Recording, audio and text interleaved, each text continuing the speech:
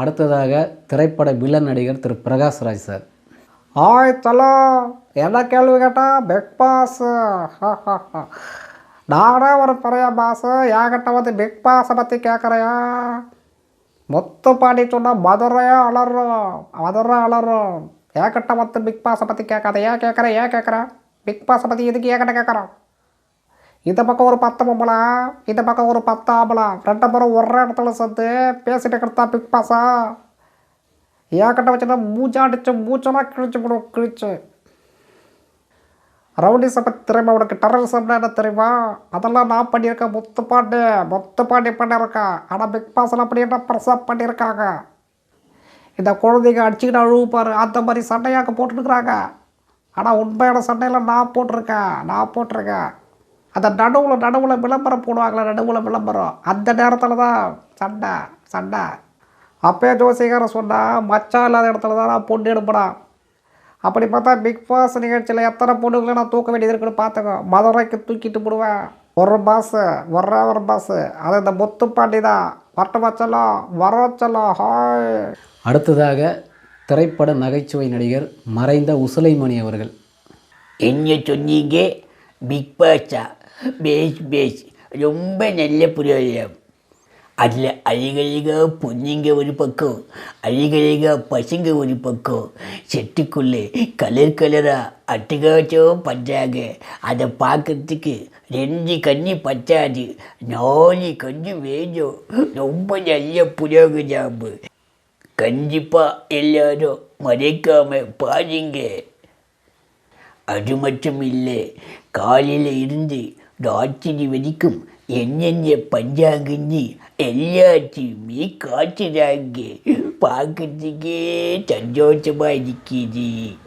இன்னும் தெரியணும்னா கரிச்சலாம் கஞ்சி, தெய்வ கடாட்சம் கிடைக்கணும்னா வேளாங்கண்ணி. வாழ்க்கையில் ஜாலி வரணும்னா பிக் பாஸ் தான். வாழ்க்கையில் ஜாலி வரணும்னா கண்டிப்பாக பிக் பாஸ் தான் பார்க்கணும். வரட்டுமா? நானும் பிக் பாஸ் பார்க்கறதுக்கு போய் நிற்கிறேன்.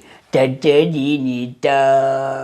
அடுத்ததாக பழம்பெரும் நடிகர் முன்னாள் சூப்பர் ஸ்டார் திரு தியாகராஜ பாகவதர் அவர்கள். என்ன கேட்டீர்கள்? பிக் பாஸா? அப்படி என்றால் என்ன? நான் இப்பொழுதுதான் கேள்விப்படுகின்றேன் அப்படிப்பட்ட ஒரு பெயரை. என்னவென்று சொன்னீர்கள்? அடுத்த வீட்டிற்குள் என்ன நடப்பது என்று பார்ப்பதே ஒரு புரோகிராமா? அதை நான் பார்க்க வேண்டுமா? ஆம், நான் தான் பார்க்க வேண்டும். ஏன் பார்க்க வேண்டும்? எதற்கு பார்க்க வேண்டும்? கேள்வி கேட்டால் பதில் தெரியவில்லை யாருக்கும். அதை நான் தான் பார்க்க வேண்டுமா? ஏன் பார்க்க வேண்டும்? எதற்காக பார்க்க வேண்டும்?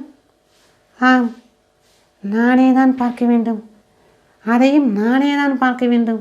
100 நாட்கள் ஒரு செட்டுக்குள் தங்குவார்களாம். 100 நாள் அவர்கள் செய்யும் வேலையை பார்க்க வேண்டுமா? அப்படி என்ன வேலையை அவர்கள் செய்வார்கள் அதை நான் பார்ப்பதற்கு? ஐயோ, சமுதாயம் இவ்வளவு சீர்கேடாக சென்று கொண்டிருக்கின்றதே. நாங்கள் வாழ்ந்த காலமே பரவாயில்லை போல் இருக்கின்றதே. இப்போது வாழ்வதுதான் மிகவும் கடினம் என்று நினைக்கின்றேன். ஆம், கடினம் என்று தான் நினைக்கின்றேன். நம்முடைய கலாச்சாரத்தை அயல் நாடு பின்பற்றியது ஒரு காலம். அயல் நாட்டு கலாச்சாரத்தை நாம் இப்பொழுது பின்பற்ற வேண்டுமா? ஐயோ, கேட்கும் பொழுதே வலி வேதனையாக தோன்றுகிறதே. இப்படிப்பட்ட ஒரு தொலைக்காட்சி நிகழ்ச்சியை அனைத்து மக்களும் பார்க்க வேண்டுமா?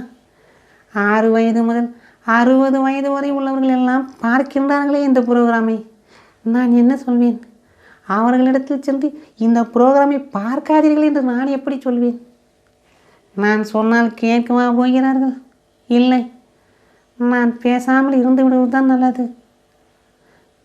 வதனமே சந்திர பிம்பம.